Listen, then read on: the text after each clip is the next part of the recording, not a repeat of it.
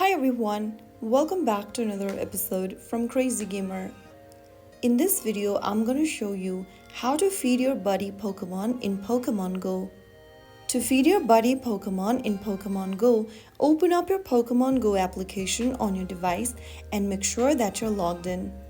At the bottom left, tap on your buddy avatar right next to your trainer's avatar, and this will open up your buddy Pokemon's info page. Click on the quick treat button and then choose one of the available berries from your inventory like raspberry, nanauberry, etc. After selecting the berry, tap the berry and drag and drop it towards your buddy Pokemon. Right after you do that, you will see your buddy happily eat the berry, which will increase its affection and sometimes restore motivation.